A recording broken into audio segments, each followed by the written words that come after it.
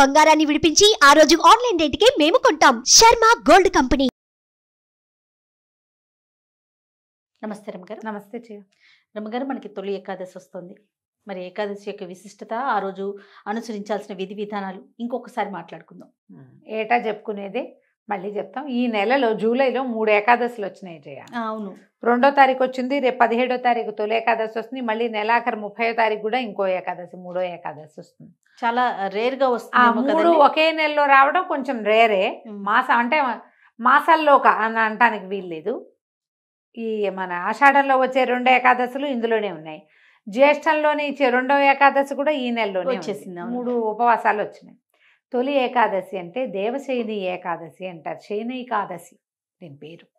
విష్ణుమూర్తి ఈరోజు శయనంలోకి వెళ్తాడు, ఆయన పడుకుంటారని చెప్తారు. అయితే విష్ణుమూర్తి పడుకుంటాడు అంటే మానవులకి నిద్రాకాలాలు పెరుగుతాయి, రాత్రిళ్ళు పెరగటం మొదలవుతుంది. మామూలుగా మనం చెప్పుకుంటామా, వర్షం శీతాకాలం రాత్రిళ్ళు పెద్దవవుతాయి. ఇప్పటి నుంచి నిద్రా సమయం పెరుగుతుంది, ఇది లెక్క. అయితే ఉత్తరాయణ పుణ్యకాలం అని మనం ఎక్కడి నుంచి చేసుకున్నాము, జనవరి 15వ తారీఖు మకర సంక్రమణం నుంచి ఇక్కడ దాకా ఉత్తరాయణం అని చెప్పుకున్నాం. అవును, మహాద్భుత చరిత్రుడైనటువంటి భీష్మ పితామహుడు కూడా ఉత్తరాయణం వచ్చేదాకా ప్రాణాలు నిలిపి ఉత్తరాయణంలో ప్రాణం త్యజించాడు ఆయన. అంత పుణ్యకాలమైన ఉత్తరాయణం కంటే ఆటే పుణ్యకాలం కాదు, దేవతల నిద్రా సమయం అని చెప్పబడే ఈ దక్షిణాయన కాలంలో వస్తుంది ఇది తొలేకాదశి. ఇక్కడి నుంచి దక్షిణాయన మొదలవుతుంది. కానీ ఇప్పుడు ఎక్కువ ఉపాసనలు, ఎక్కువ పూజలు, ఎక్కువ పండుగలు కనపడతాయి మనకి. మన పండుగలన్నీ ఇప్పుడే కదా, తొలి ఏకాదశితో మొదలు ఎన్నో పండుగలు ఈ తొలి ఏకాదశి అని చెప్పడంతో ఇక్కడి నుంచి మనకి దేవతల నిద్రాకాలం. అందుకని ఉపాసన పెంచాలి, విధానాలు మారాలి, నిద్రా సమయం పెరుగుతుంది, ఇది లెక్క. అయితే తొలి ఏకాదశి అంటే ఏకాదశి ఎవరు? ఏకాదశి మురాసురుడితోటి విష్ణుమూర్తి యుద్ధం చేస్తూ అలిసి ఒకంత విశ్రాంతి తీసుకునే సమయంలో మురాసురుడు విజృంభించి మీదకొస్తే అతనిని ఎదుర్కోవడానికి విష్ణుమూర్తి శరీరంలోంచి బయటకు వచ్చినటువంటి స్త్రీ శక్తి స్వరూపమే ఏకాదశి. అందుకని ఏకాదశి నాడు ఉపవాసం ఉంటే విష్ణు ప్రీతికరము అని చెప్తాను. విష్ణువుని రక్షించింది ఆ శక్తి, ఆయనదే, ఆయనలోంచే పుట్టింది. ఆయన విశ్రమించినప్పుడు ఆయనలోంచి పుట్టింది బయటికి. అయితే ఈ మురాసురుడు బియ్యంలో దాక్కున్నాడని అందుకని ధాన్యం తినకూడదు ఈ రోజున అని ఒక పద్ధతిని పెట్టారు. అందుకని ఉపవాసం కింద పెట్టారు. ఖచ్చితంగా ఈ రోజున అన్నం తినకుండా ఉండాలి అని. అన్నానికి భిన్నం ఏదైనా ఓపిక లేని వాళ్ళు తినచ్చు. మనకి ఆరోగ్యరీత్యా కూడా ప్రతి నెల ఒక 2 లేదా 4, 5 రోజుల పాటైనా మనం ఆహార స్వీకారం చేయకుండానో లేదా ఆహారం తక్కువగా తీసుకునో గనక ఉంటే ఆరోగ్యానికి మంచిది. ఓకే. ఏకాదశి అంటే ఏం చేస్తాం, ఏకాదశి రోజంతా ఉపవాసం ఉండి ఆహార స్వీకారం తగ్గించుకుని ఏదైనా పళ్ళో ఫలమో తింటాము, మన నీళ్ళు ద్రవ పదార్థాలే తీసుకుంటాము.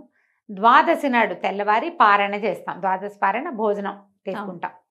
దీంతో పాటుగా మనం ఈ ఉపవాసం చేసిన సమయంలో భగవంతుని సమీపంలో వసించే మార్గాన్ని కూడా ఆ రోజు అనుసరించాలి. ఏదైనా విష్ణునామ సంకీర్తన, భగవన్నామ సంకీర్తన తీసుకోవటం చేయటం, ఇక్కడ మనం విష్ణువుతోటి ఉన్నట్టు అన్నమాట. మర్నాడు ఉదయం ఎవరినైనా ఒక బ్రాహ్మణుడినో ఓ ముత్తైదువునో మనకు అవకాశం ఉంటే వారిని భోజనాన్ని పిలిచి వారికి భోజనం పెట్టి తర్వాత మనం భోజన స్వీకారం చేస్తే మంచిది. ద్వాదశి పారాయణకి రమ్మని ఎవరైనా పిలవచ్చు మీకు అవకాశం ఉంటే. అవకాశం లేకపోతే మనం వంట చేసుకుని మనమే దేవుడికి నివేదన చేసుకుని మనమే భోజనం చేసి ఎవరికైనా ఏమంటారు మనం పొత్తర్లు ఇవ్వటము, మోయనివ్వటము, తర్వాత దాన్ని స్వయం పాకం ఇవ్వడము మంచిది చేయగలిగితే. ఇది ఈ కాలంలో కుదరాలి కదా. సమీపంలో ఎవరైనా దేవాలయం ఉండి అర్చకులు ఎవరైనా దొరికినా, మీకు దగ్గరలోనే బ్రాహ్మణులు ఎవరైనా దొరికినా, లేదా నేను అవన్నీ చేయలేను, నాకు వాటి మీద నమ్మకం లేదు, ఎవరో ఒకరికి భోజనం పెట్టండి. అది మనం చేయగలిగిన పని కదా, చేస్తే మంచిది.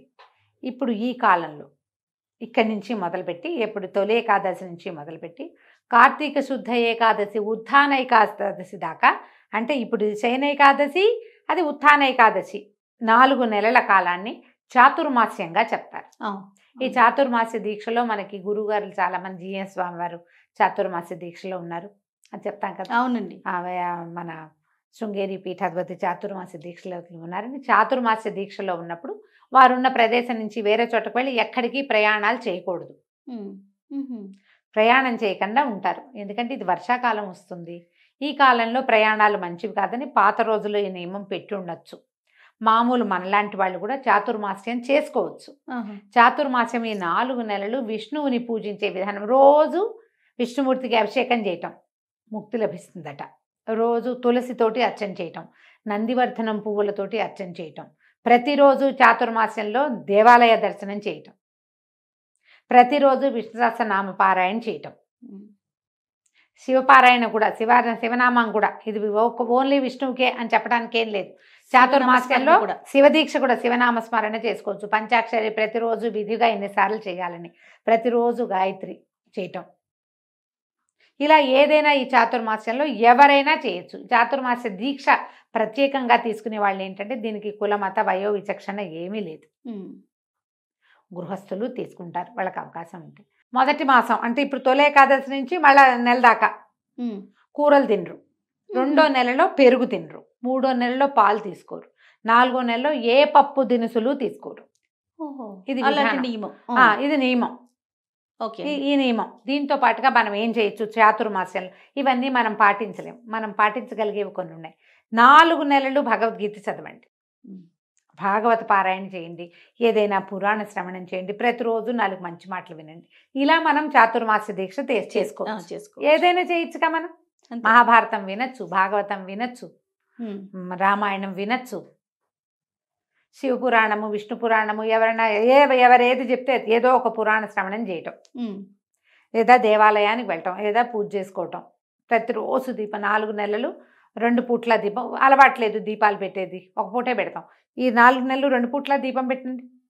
మనం చేయగలిగింది, కానీ మాసం అంతా చేసేలా 4 నెలలు చేసుకుని 4 నెలలు కూడా ఈ 4 నెలలు చాతుర్మాస్యం కదా. అవునవును. చాతుర్మాస్యం ఎలా చేసుకోవాలి అని అడిగే వాళ్ళ కోసం చెప్తున్నాను. అట్లానేనండి. చాతుర్మాస్యానికి పెద్ద పెద్ద విధి విధానాలు ఉన్నాయి. అవి పాటించదలుచుకుంటే మీరు పెద్దవాళ్ళని ఎవరైనా కనుక్కుని, పురోహితుని కనుక్కుని చేసుకోవచ్చు. అవి నేను చెప్పట్లా. మనం ఇది ఇలా చేయొచ్చు.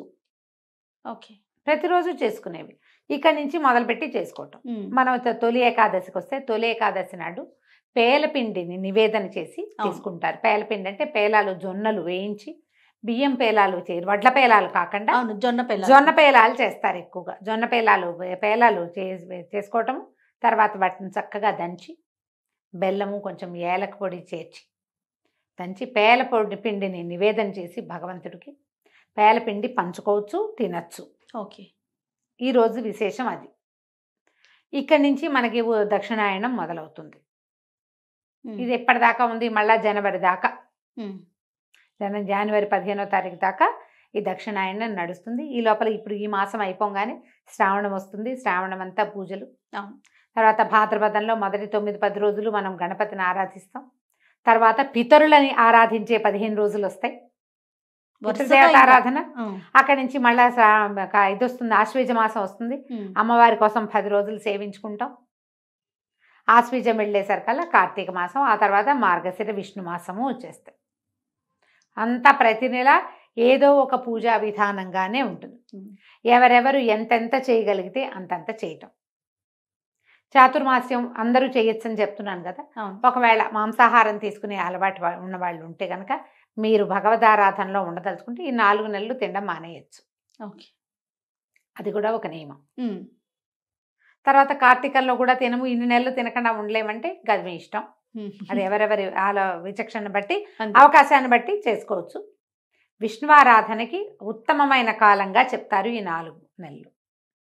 తర్వాత స్వామివారిని నిద్రలేస్తారు. అంటే ఇప్పుడు తులసితో అర్చన చేయొచ్చా, తులసి కొయ్యకూడదు, అలాంటివేవో 2-3 వచ్చినాయి నాకు, ప్రశ్నలు వచ్చినాయి, మెసేజ్లు వచ్చినాయి. అర్చన కోసం కోసుకోవచ్చండి, ఆ అనుమానం ఏం లేదు. మనము తులసితోటి ఏం చేస్తాం జయ, జనరల్గా అంతే కదండి, అర్చనే కదా చేస్తాం.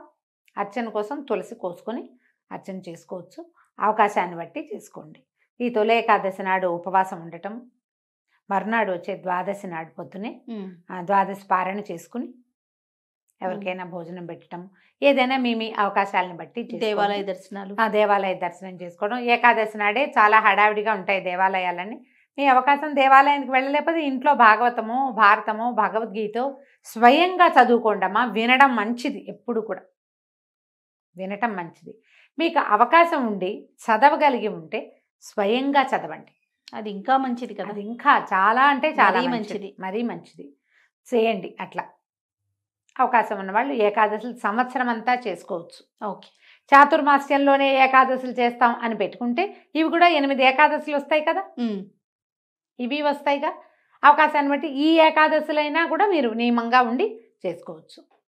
అన్నం తినకూడదు అంతే. ఏదైనా మాత్రలు వేసుకునే వాళ్ళు, బీపీ షుగర్ లాంటి వాళ్ళు ఉన్నవాళ్ళు కొంచెం ఏదైనా ఫలహారం తీసుకోవచ్చు.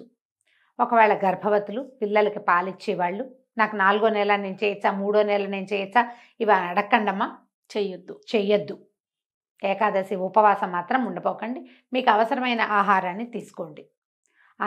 అనారోగ్యంతో ఉన్నవాళ్ళు, మంచం మీద ఉన్నవాళ్ళు, బాలింతలు, చంటి పిల్లలు, తల్లులు, వీళ్ళని బలవంత పెట్టకండి. అత్తగారులు, భర్తలు మీరు చేయగలిగితే మీరు చేసుకోండి. మీరు కూడా ఏకాదశి ఉండాల్సిందేనని అనద్దు. కనీసం భగవన్నామ స్మరణ చేయించండి. దేవుడికి దీపం పెట్టించండి, దీపం పెట్టుకోవచ్చు. నియమం ఎంత మటుకు కొన్ని నియమాలైనా పెట్టుకోవచ్చు. ఏదన్నా మంచిది చదువుకోవచ్చు, ఏ కృష్ణాష్టకమో చదువుకోవచ్చు, విష్ణుసహస్రనామం చదువుకోవచ్చు, 2 పూట్ల దీపారాధన చేయొచ్చు. అలాంటిది ఏదైనా నియమం పెట్టుకుని ముందుకు తీసుకెళ్ళండి. నేను ప్రెగ్నెన్సీ 7వ నెల 6వ నెల చాలా మంది అడుగుతారు, 7వ నెల వచ్చింది నేను చేయొచ్చా, చేయకూడదు అని పక్కన చెప్తూనే ఉంటాం, మళ్ళీ అడుగుతారు. అడగండి అమ్మా. ఇప్పుడు ఈ సంవత్సరం కాకపోతే మరి తర్వాత ఏకాదశులు చేసుకోవచ్చు, అంతే కదా. దండం పెట్టుకోండి. ఈ అన్నం మానేయాలన్న గోల ఎందుకు? ఈ అన్నం మానేసి ఒకవేళ ఉండగలిగి మీరు ఏదైనా కొర్రలు తీసుకుంటాం, ఇంకోటి తీసుకుంటాం అంటే మీ ఇష్టం. చిన్న నెలల్లో ఉన్నవాళ్ళు, పెద్ద నెలలు వచ్చిన వాళ్ళు అలా ఆహారానికి అలమటించేలాగా జీవుడిని చేయకూడదు. ఎందుకంటే లోపల ఇంకొక జీవం ఉంది కదా, అంతేగా. వాటిని అడగబోకండి. పెద్దవాళ్ళు కూడా ఓపిక మంతులు, ఓపిక కలిగిన వాళ్ళు ఉండండి. లేదా భగవన్నామస్మరణ చేసుకోండి, అదైనా కూడా ఉపవాసం కిందే వస్తుంది. రైట్. మీ అవకాశాన్ని బట్టి తొలి ఏకాదశి పర్వదినాన్ని జరుపుకోండి. రైట్ అమ్మగారు. నమస్తే.